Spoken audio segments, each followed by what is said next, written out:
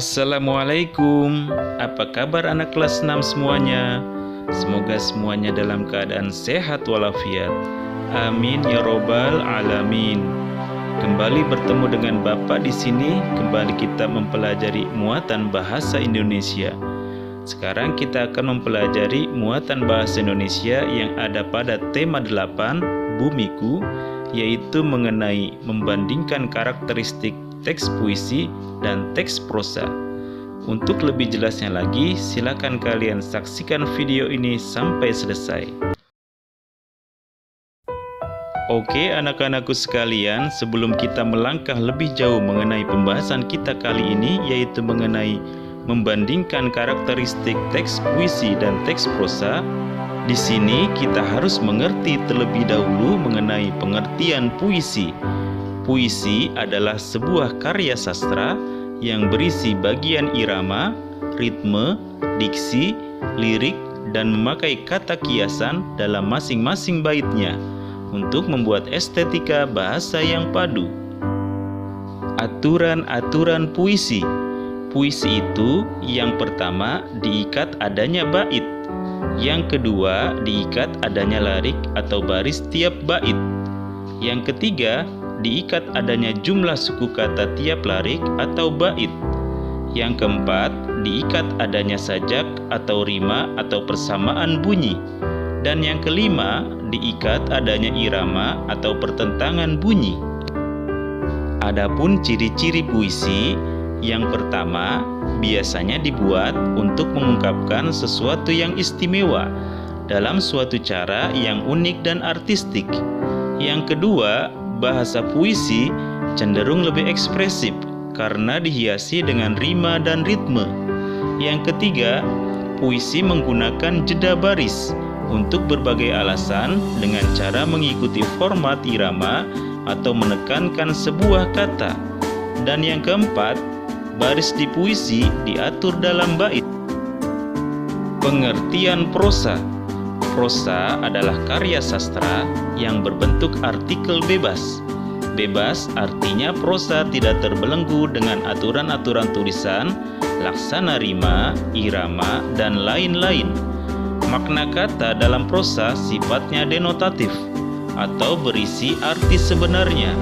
Apabila terdapat kalimat kiasan, maka kalimat tersebut berguna sebagai penekanan atau memperindah tulisan prosa.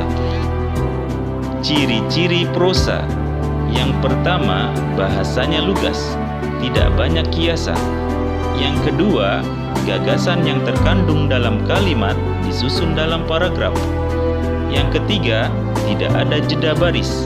Dan yang keempat, kata pertama dari setiap kalimat dikapitalisasi. Prosa itu terbagi menjadi dua.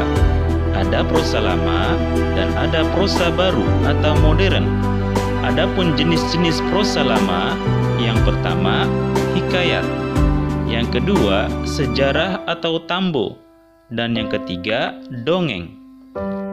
Adapun jenis-jenis prosa baru atau modern, yang pertama roman, yang kedua cerpen atau cerita pendek, yang ketiga novel, yang keempat autobiografi, yang kelima biografi, yang keenam esai, dan yang ketujuh kritik.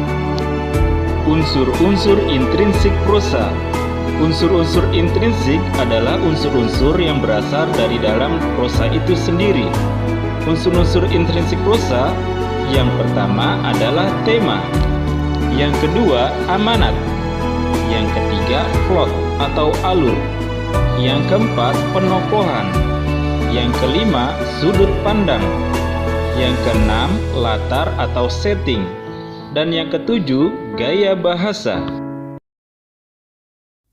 Oke anak-anakku sekalian, sekarang kita akan belajar mengenai parafrase puisi. Apakah parafrase puisi itu? Parafrase puisi adalah kegiatan mengolah puisi menjadi prosa. Parafrase dapat disebut mengungkapkan kembali sebuah puisi dalam format lain, namun tidak mengolah makna puisi. Langkah-langkah memparafrasekan puisi. Yang pertama, membaca puisi secara cermat. Yang kedua, memerhatikan ucapan-ucapan yang susah dalam puisi tersebut. Dan yang ketiga, mengungkapkan isi puisi itu menurut ucapan-ucapan sulit. Contoh parafrase puisi. Di sini Bapak menampilkan sebuah puisi yang berjudul Nelayan. Puisi ini terdiri atas 2 bait. Bait yang pertama dimulai dari kalimat "Nelayan, setiap hari kau pergi, sampai walau ada badai dahsyat kau tak peduli." Adapun bait yang kedua dimulai dari kalimat "Setelah kau sampai di tengah laut, sampai untuk keluarga tercinta." Sebelumnya Bapak contohkan dulu ya cara membaca puisinya. Nelayan, nelayan, setiap hari kau pergi ke laut untuk mencari ikan, untuk memenuhi kebutuhan keluarga. Walau ada badai dahsyat, kau tak peduli. Setelah kau sampai di tengah laut, kau mulai melemparkan jalakmu supaya mendapatkan ikan untuk keluarga tercinta.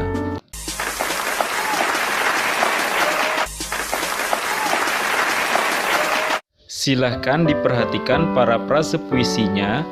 Ini adalah parafrase bait pertama. Dan ini parafrase bait kedua.